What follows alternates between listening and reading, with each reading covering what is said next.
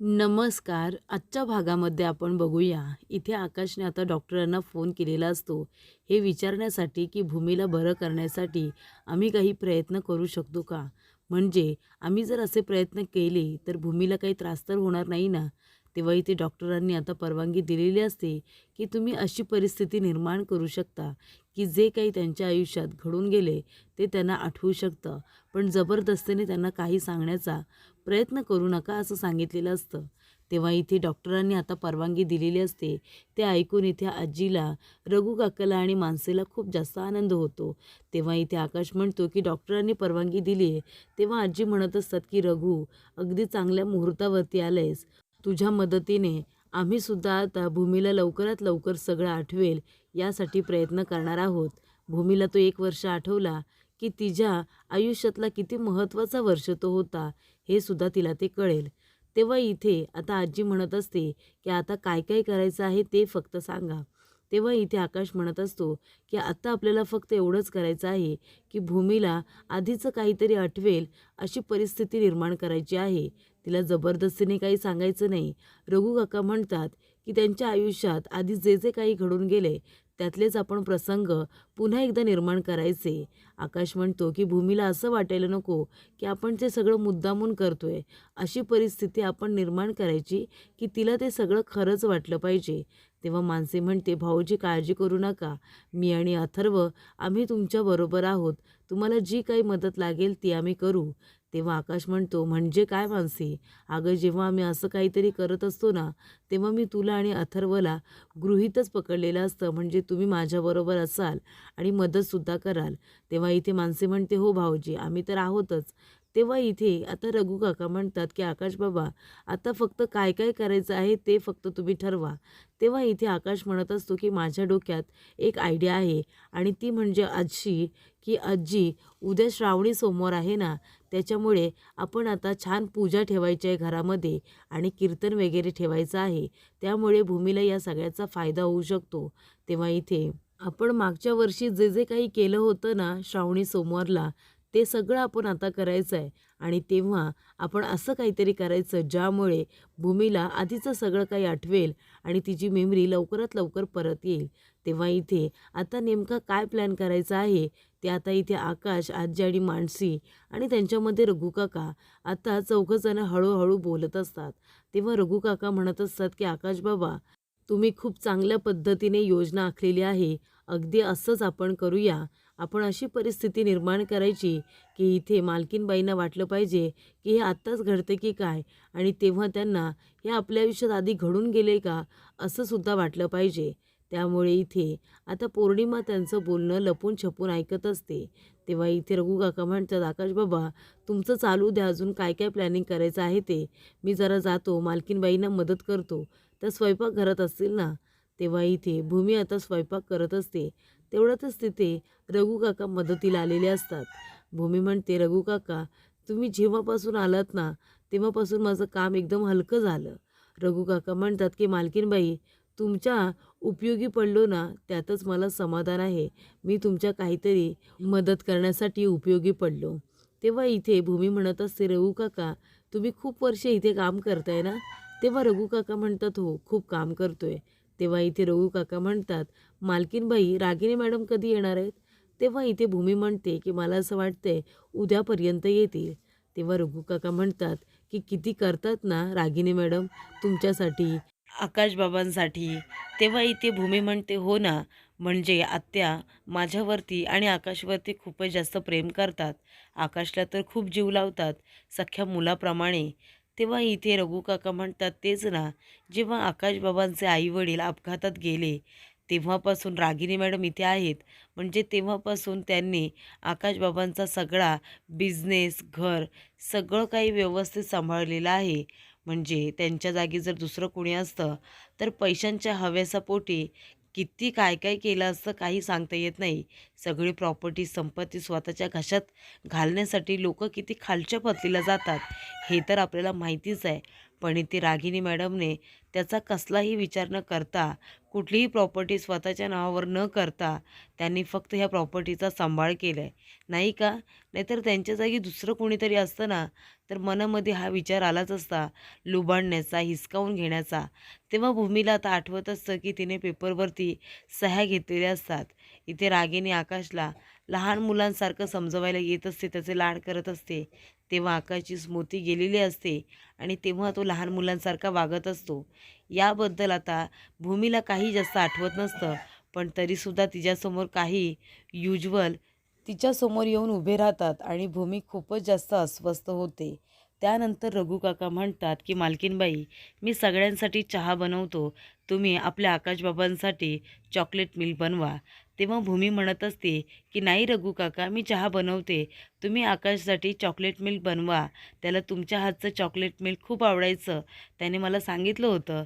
तेव्हा रघु काका म्हणतात हो, पण तुम्ही आल्यानंतर तुम्हीसुद्धा त्यांच्यासाठी बनवलंत ना, आणि त्यांना तेच खूप आवडलं, हो की नाही? तेव्हा भूमी म्हणते तुम्हाला कसं माहिती? तुम्ही तर आत्ताच आलायत ना? तेव्हा इथे रघु काका म्हणतात की आवडलं तर असेलच ना, आता त्यांनी तुमच्याबरोबर लग्न केलं आहे, मग तुमच्या हातचं चॉकलेट मिल्क त्यांना आवडलं नसेल का? मला खात्री आहे. तेव्हा इथे भूमी म्हणते की अगदी बरोबर, तुम्ही बोला ना, काय बोलत होता? तेव्हा रघु काका म्हणतात नाही, रागिनी मॅडमने एवढी प्रॉपर्टी सांभाळली, पण त्यांनी लुबाडून हिसकावून घेण्याचा प्रयत्न नाही ना केला. नाहीतर आत्ताची लोकं कशी प्रॉपर्टी दिसली की लगेचच नावावरती करण्याचा प्रयत्न करतात. रघु काका हे सगळं मुद्दामून करत असतात, भूमीला काही गोष्टी आठवाव्यात म्हणून. तेव्हा रघु काका म्हणतात की मालकीनबाई काळजी करू नका, तुमच्यासमोर लवकरात लवकर रागिनी मॅडमचं सत्य येईल आणि तुम्हाला कळेल की त्या खूपच जास्त वाईट आहेत. त्यांनी या प्रॉपर्टीसाठी तुम्हाला जीवे मारण्याची सुद्धा धमकी दिली नाही, तर त्यांनी प्रयत्न केले. हे सुद्धा मी लवकरात लवकर तुमच्या समोर आणेन, असं रघु काका म्हणतात. त्यानंतर पौर्णिमा येते आणि ती म्हणत असते की अभि तुमचा फोन द्या, कारण माझा फोन तुमच्या मोठ्या वहिनीने काढून घेतला आहे ना. तेव्हा इथे अभि म्हणतो का तिने का तुझा फोन घेतला आहे? तेव्हा ती म्हणते सांगते नंतर, पण आता जरा मला तुमचा फोन द्या. तेव्हा अभि म्हणतो मला असं वाटलं काही चेक वगैरे करायला हवा आहे की काय? तेव्हा पौर्णिमा म्हणते मी कशाला चेक करू, तुमच्या फोनमध्ये काय असणार आहे एवढं? तेव्हा इथे आता पौर्णिमेने रागिनीला फोन केलेला असतो आणि ती म्हणत असते की आई तुम्हाला माहिती का इथे काय चाललं आहे? तुम्ही जिथे कुठे आहात ना लवकर घरी या. तेव्हा रागिनी म्हणते का काय झालं, आग लागली का तिथे? तेव्हा इथे पौर्णिमा म्हणते तुम्ही जर लवकर नाही आलात ना तर खरोखरच इथे आग लागेल असं मला वाटते. तुम्हाला माहिती आहे का, ती मानसी, आकाश आणि रघुसुद्धा आणि आजी चौघंजणं काहीतरी प्लॅन करतायत. उद्या श्रावणी सोमवार आहे ना, पहिला सोमवार, तर तेव्हा घरामध्ये काहीतरी कार्यक्रम करण्याचं ठरले.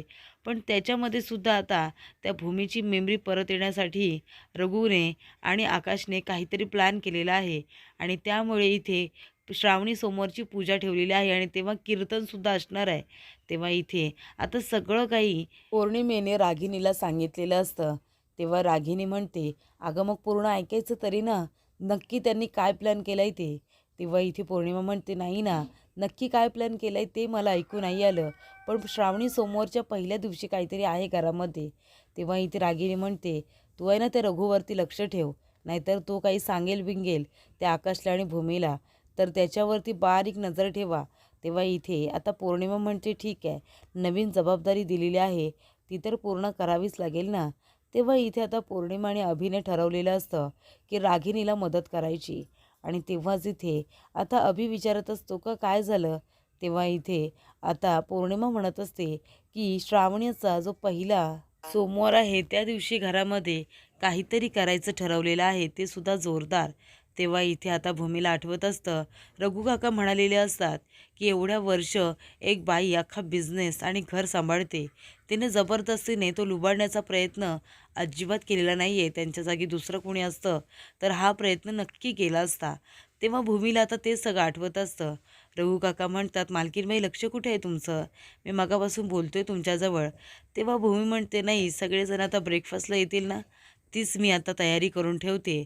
तेव्हा रघु काका म्हणतात की माझ्या मुलीचा फोन आला होता आणि इथे रघु काका आपल्या मुलीची विचारपूस करतात. भूमी म्हणते कशी आहे तुमची मुलगी? तेव्हा रघु काका म्हणतात की हो ठीक आहे. आणि आता रघु काका त्यांच्या मुलीचा फोटो इथे आता मोबाईलमध्ये दाखवत असतात. तेव्हा तो फोटो बघून भूमीला खूपच जास्त छान वाटतं. पण जेव्हा पुढचे फोटो दाखवत असताना त्याच्यामध्ये आकाशचा शाळेतला एक फोटो येतो. तेव्हा तो फोटो बघत असताना भूमी म्हणते की जरा रघु काका तुमचा फोन बघू. आणि ते आता मागे येऊन आकाशचा तो शाळेवरच्या कपड्यांचा फोटो बघत असते. तेव्हा तो फोटो आता डिलीट केलेला असतो. कारण रघु काका म्हणतात की मालकीनबाई मला माहिती आहे तुम्हाला थोडं थोडं आठवतंय आणि म्हणूनच मी हा फोटो डिलीट केला आहे. तो फोटो बघितल्यानंतर तुम्हाला असं वाटेल की तुम्ही आकाशबाबांना आधीसुद्धा त्या अवस्थेत कुठेतरी बघितलं आहे. तेव्हा इथे आता भूमीला आठवतं फोटो बघत असताना आकाशचा फोटो तिने बघितलेला असतो, शाळेच्या कपड्यांवरचा फोटो. इथे आता रघु काकाने लगेच बोलता बोलता डिलीटसुद्धा केलेला असतो. त्यानंतर इथे भूमी म्हणत असते की रघु काका मला असं का वाटतं, म्हणजे बघा ना आग वगैरे बघितली तर मला आधीची आग आठवते आणि असं सतत वाटत असतं की ह्या घराशी माझा काहीतरी जुना संबंध आहे. तेव्हा इथे मला सगळ्या गोष्टी आता थोड्या थोड्या आठवतात, काही गोष्टी समोर येऊन उभ्या राहतात. हे असं का होतं? तेवढ्यातच आकाश तिथे येतो आणि म्हणत असतो की भूमी उद्या श्रावणी समोर आहे ना, आपल्याला जय्यस तयारी करायची आहे आणि आपण इथे सकाळी पूजा वगैरे करून झाली की कीर्तनसुद्धा ठेवलं इथे बुवांचं. तेव्हा इथे कीर्तन वगैरे घरी ठेवलेलं असतं. हे बघून आता आजीला खूप आनंद होतो. आजी म्हणत असतात की असे सण तिवार असे दणक्यात साजरे झाले पाहिजेत. तेव्हा इथे आई अंबाबाईचा उदो उदो असं म्हणत एक आई येतात आणि त्या आता इथे आल्यानंतर आजी म्हणत असतात की भूमी बाळा हळदी कुंकू लाव आणि त्यांना आता तांदूळ वगैरे सुद्धा दे. त्यानंतर इथे आता आरतीसुद्धा केली जाते. हळदी कुंकू लावल्यानंतर इथे आता भूमीने जे काही ताटामध्ये आणलेलं असतं ते सगळं आता त्यांना दिलेलं असतं. तेव्हा इथे आता त्या आई आशीर्वाद देत असतात. त्या आता इथे भूमी आणि आकाशला दोघांनाही आशीर्वाद देतात आणि आकाशला म्हणत असतात की जी मोहीम तू हाती घेतलेली आहेस ना, त्याच्यामध्ये तुला नक्की यश येईल. तेव्हा इथे मनातली इच्छा सगळीच्या सगळी पूर्ण होईल. तेव्हा इथे आई म्हणत असते की देवी आईचा तुझ्यावरती आशीर्वाद आहे. देवी आईजवळ मागणं मागितलेस ना, ते मागणं तुझं नक्की पूर्ण होणार आहे, असा देवी आईनंच तुला आशीर्वाद दिला आहे. तेव्हा इथे आता आई अंबाबाईचा उदो उदो म्हणत आता आई तिथून गेल्यानंतर आकाशला कळलेलं असतं की उद्या आता घरामध्ये पूजा होईल.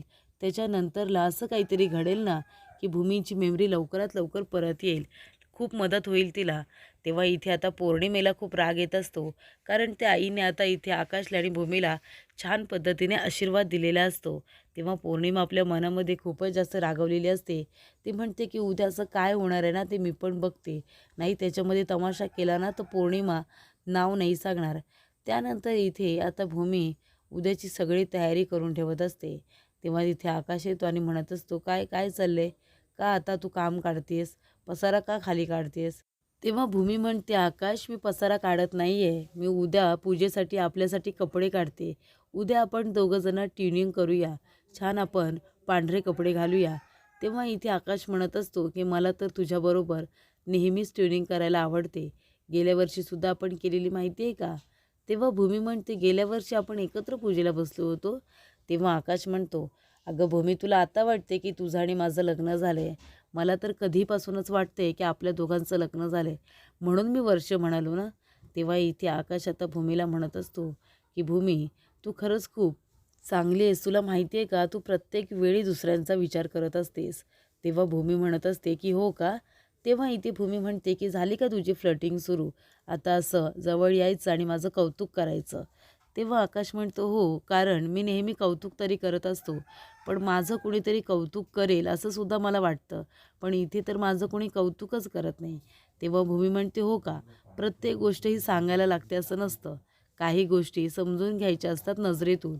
तेव्हा आकाश म्हणतो तेच ना, तेव्हाच मला कळतं तुझ्या नजरेमध्ये बघून की तू सुद्धा माझं किती मनापासून कौतुक करत असतेस आणि मी केल्यानंतर किती लाजत असतेस ते. तर पुढील भागामध्ये आपण बघूया. इथे आजी आता रागिणीला म्हणत असतात की उद्या आपल्या इथे श्रावणी सोमवारी पूजा आहे ना, तेव्हा खूप महत्त्वाची गोष्ट घडणार आहे आपल्या भूमीच्या बाबतीत. तेव्हा इथे रागिणी म्हणते अच्छा तर असा प्लॅन आहे तुमचा. तर इथे तांडेलची बायको आता अभिला बाहेर येऊन भेटते आणि ती म्हणत असते की माझा नवरा तांडेल, अहो त्याने एक तोंडातून शब्द सुद्धा काढला नाही तुमच्या वडिलांसाठी, कळते का तुम्हाला? कारण त्यांनी काही केलेलं नाही आहे म्हणून, पण त्याची ओळख तुम्हाला मात्र आता अजिबात राहिलेली नाही आहे. तर इथे आकाश आणि भूमी दोघंजणं पूजेसाठी बसलेले असतात. पूजा करत असताना आकाशला सतत इथे भूमीची काळजी वाटत असते. तेव्हा इथे आता पूजा वगैरे झालेली असते आणि भूमीला आता काही जुन्या गोष्टी आठवायला लागतात. तिला खूपच जास्त चक्कर येते आणि चक्कर आल्यानंतर तिच्या मेंदूवरती खूप जास्त ताण येतो आणि ती आता आकाशच्या खांद्यावरती डोकं ठेवून आता लगेचच बेशुद्ध होते.